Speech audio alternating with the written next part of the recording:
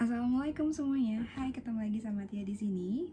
Sebelumnya aku mau ngucapin minal aizin wal faizin. Mohon maaf lahir dan batin buat semua teman-teman yang udah subscribe aku dan yang baru subscribe aku. Hai, salam kenal dari Tia.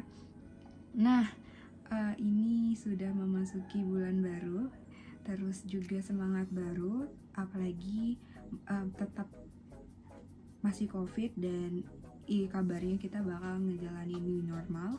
Jadi aku harap semua teman-teman yang ada di sini tetap semangat dan selalu bahagia dan selalu menyebarkan aura positif untuk selalu menjaga kesehatan dimanapun kita berada. Nah, di video kali ini aku mau sharing aja sih, kita ngobrol-ngobrol santai tentang sebenarnya kita tuh untung atau rugi gak sih nabung emas di zaman sekarang ini. Jadi kita bahas tipis-tipis aja, kan juga teman-teman aku pada nanya, ya dirimu nabung emas ya, dirimu investasi emas ya.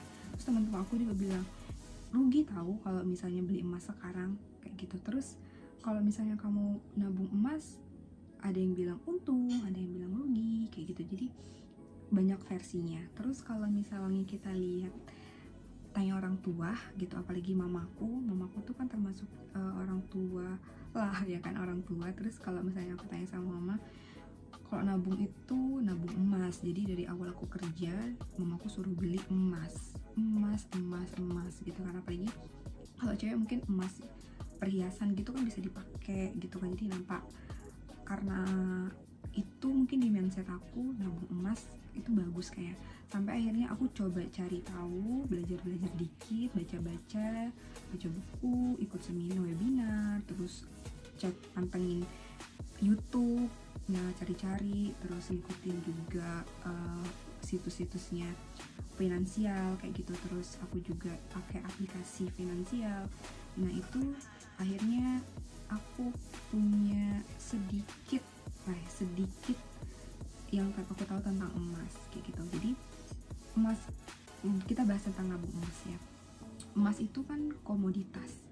Nah, menurut Wikipedia nih, ya kan, aku tuh anak Google gitu kan. Jadi menurut Wikipedia, komoditas itu kan sesuatu benda nyata yang relatif mudah diperdagangkan gitu kan. Terus dapat diserahkan secara fisik. Terus dapat disimpan untuk suatu jangka waktu tertentu dan dapat dipertukarkan dengan produk lainnya dengan jenis yang sama. Nah, yang biasanya dapat dibeli atau dijual oleh investor melalui bursa berjangka. Gitu. Itu penjelasan di Wikipedia ya tentang komoditas. Nah, emas sendiri itu kan adalah komoditas. Kenapa? Karena kita dapat pegang fisiknya.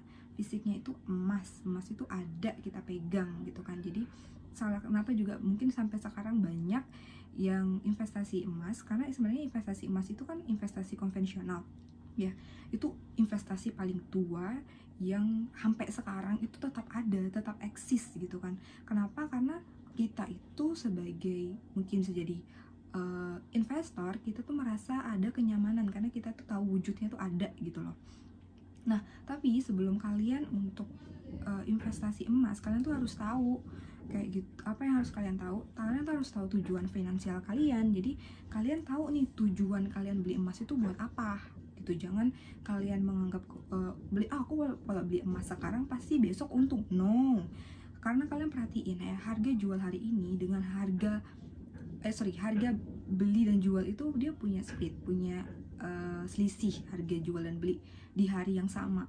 Jadi kalau kalian beli hari ini 700, harga jualnya belum tentu 700.000, ada selisih harga di situ. Jadi kalian harus perhatiin itu. Jadi yang pertama yang tadi aku bilang, kalian harus tahu dulu tujuan investasi kalian itu apa, jangka waktunya ya. Perhatiin jangka waktunya. Kayak misalnya jangka waktunya tuh pendek, menengah, atau panjang gitu. Jadi kalau misalnya kita bagi jadi 3. Pendek itu dalam tujuan investasi yang kalian mau capai dalam waktu 1 tahun. Oke? Terus kalau misalnya menengah itu mau kalian capai dalam 1 sampai 5 tahun. Terus kalau yang panjang itu pas otomatis kalau udah di atas 5 tahun tuh kita bisa masukin ke dalam jangka waktu menengah. Nah, kita tuh pasti tahu harga emas itu dia juga nggak selalu naik, selamanya naik bagaikan menanjak gunung gitu, nggak gitu juga gitu kan. Jadi kita juga sebelum investasi harus belajar ilmunya. Karena kenapa? Karena kalian harus tahu untung dan ruginya kalian nabung atau investasi di emas, kalian harus tahu. Nah, ini aku ngasih tahu salah satu dua nya ya. Misalnya dari untungnya itu apa, terus ruginya itu apa. Jangan sampai kalian merasa harusnya kan aku untung ya, ternyata kenapa bukan untung malah buntung kayak gitu. Tiba aku butuhin, kenapa harganya malah jeblok. Nah, kalian harus tahu nih untungnya itu gimana, terus ruginya itu apa gitu dalam menabung emas. Yang pertama, keuntungannya dulu kita bahas. Keuntungan menabung emas, dia itu mudah untuk dicairkan karena sifat liquidnya tuh sangat tinggi. Maksudnya kalau misalnya kalian punya emas nih, kalian bawa ke toko emas, itu pasti langsung cair kan duitnya. Itu langsung kalian bisa dapat duit gitu kan. Atau kalian gadein nih di pegadaian, pasti dapat duit gitu. Jadi itu yang dimaksud mudah dicairkan atau dia sangat liquid gitu. Pasti ada yang beli gitu kan, pasti ada, langsung dapat duit dari emas kalian. Terus yang kedua itu bebas pajak. Maksud bebas pajak itu kita hanya bayar di awal, atau transaksi di awal kita bayar PPN-nya gitu.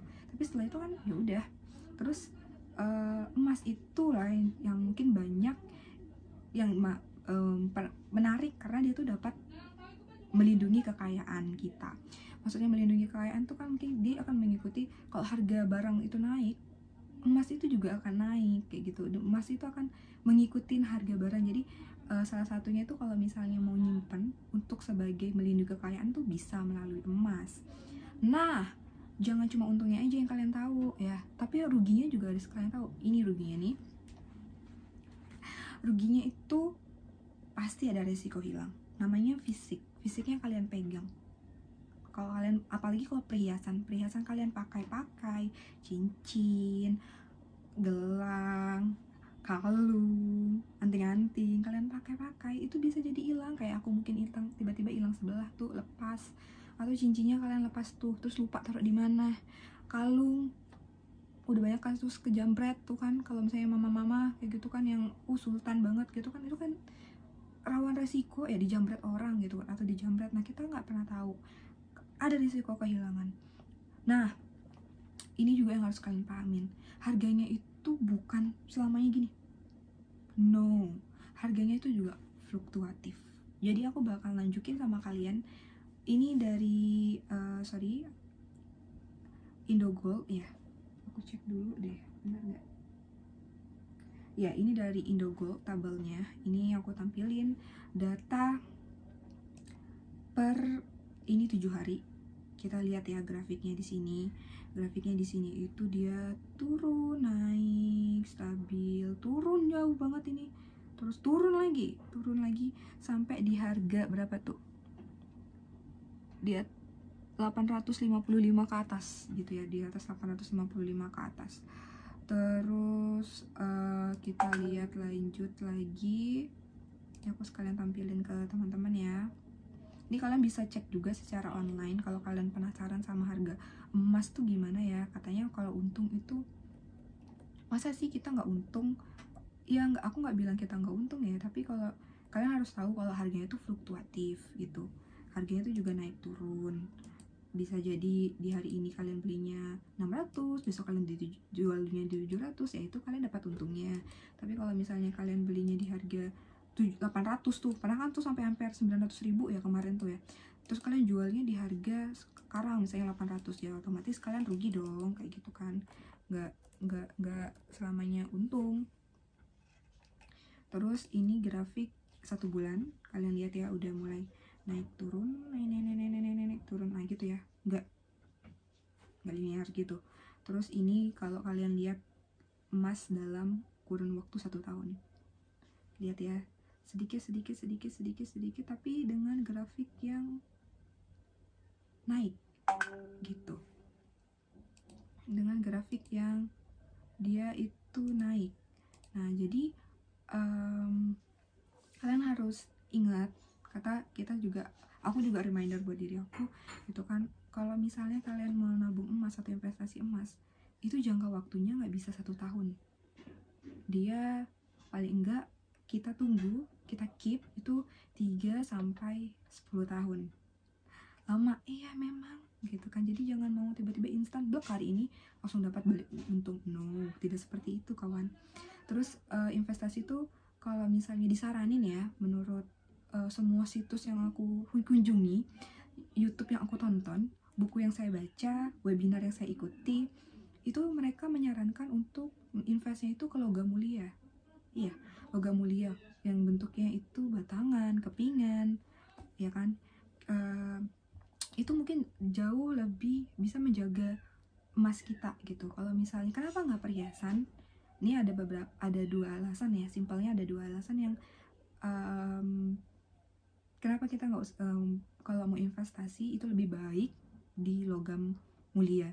Karena kalau misalnya perhiasan itu ada potongan biaya pembuatan, ya kan, pasti dibentuk-bentuk. Nah itu jauh lebih mahal daripada kita cetak dalam bentuk kepingan atau kita dalam bentuk koin kayak gitu kan, lebih murah biayanya. Terus kadarnya, beratnya. Kalau misalnya perhiasan, kadang kan kita pasti pakai ya, kayak misalnya anting-anting atau kalung gitu kan kita pakai, terus pasti digunakan sehari-hari, dipakai mandi, dibawa kemana, dibawa ke sini. Apalagi tiba-tiba kalian mandi di laut gitu kan pasti berkurang tuh kadar emasnya. Nah itu dia, kalau misalnya kita memang tujuannya untuk investasi atau nabung, disarankan, aku saranin sih, aku juga mencoba untuk membeli logam mulia. Kenapa? Di video-video sebelumnya aku coba aplikasi untuk beli logam mulia gitu. Karena sebelumnya karena aku tidak tahu, waktu awal-awal kerja, ya sudah saya beli perhiasan saja, beli cincin, beli gelang kayak gitu. Terus aku berubah kan, kayaknya lebih baik saya beli gelang saja atau beli apa saja tapi dalam satu bentuk. Ternyata ada yang lebih baik gitu kan, logam mulia. Tapi ingat, kalian gak bisa mengharapkan keuntungan dalam jangka waktu yang sangat pendek gitu. Terus kalian tentuin gitu ya, kalian membeli itu sebagai apa. Misalnya, oh nanti aku mau gunain ini untuk tabungan aku, misalnya kalau aku udah punya anak, ini sebagai dana pendidikan buat anak aku. Nice, itu bisa kalian keep dari sekarang. Atau kalian mau nabung untuk haji atau umroh, ya udah itu juga bisa kalian gunain untuk nabung emas atau investasi emas kalian. Terus tapi kalau misalnya kalian bilang aku nabung emas itu untuk dana darurat aku, kayaknya menurut semua sumber yang aku udah datengin itu kurang disarankan. Karena emas itu kan juga tadi ya, memang dia liquid, sangat cepat, tapi kan jangka waktunya itu, returnnya itu lama gitu ya. Tapi kalau kalian misalnya mau buat dana darurat, itu kalian bisa tabung di tabungan, atau kalian deposito, atau kalian masuk reksadana pasar uang, itu jauh lebih safe sih kalau untuk dana darurat. Jadi ingat lagi, tujuannya investasinya itu untuk apa, dan tahu untung rugi setiap investasi itu apa. Jadi kayaknya ini aja yang bisa aku sampaikan di obrolan kita hari ini. Kalau misalnya ada yang menurut aku nggak kayak gitu, atau nggak setuju atau nggak sepakat, boleh langsung kalian komen, kita ngobrolin bareng aja di sini. Tapi ini mutlak dari hasil research deh, hasil pembelajaran aku selama ini. Mungkin ada yang salah atau yang kurang tepat, jangan langsung kalian hujat, langsung di komen aja di bawah, Ti kayaknya lebih bagus kayak gini deh, Ti ini kayaknya bisa buat ini deh. Itu jauh lebih asik karena kita bisa diskusi bareng. Oke? Terus kalau misalnya ada yang misalnya ini bermanfaat buat kalian, jangan lupa untuk di like, terus di komen, terus jangan lupa untuk di subscribe channel YouTube-nya, semua biar kita makin berkembang gitu ya, makin berkembang dalam hal sharing, diskusi. Karena aku bakal lebih sering ngajak teman aku untuk discuss dan sharing-sharing tentang masalah finansial seperti ini deh, ya kan. Jadi buat teman-teman yang lain, aku juga tunggu komennya langsung di bawah. Kalau kalian mau nanya juga boleh. Kalau misalnya mau tanya-tanya, atau kalian bisa di DM aku di Instagram aku @tiadelwis. Ya, aku rasa itu aja untuk video kali ini. Lebih kurangnya aku mohon maaf. Dan kalau misalnya ada yang salah, tolong dimaafin. Sampai jumpa di video selanjutnya. Thank you sudah nonton. Assalamualaikum. Bye-bye. Mana nih? Ini. Jangan lupa subscribe sebagai support kalian terhadap channel YouTube aku. Thank you.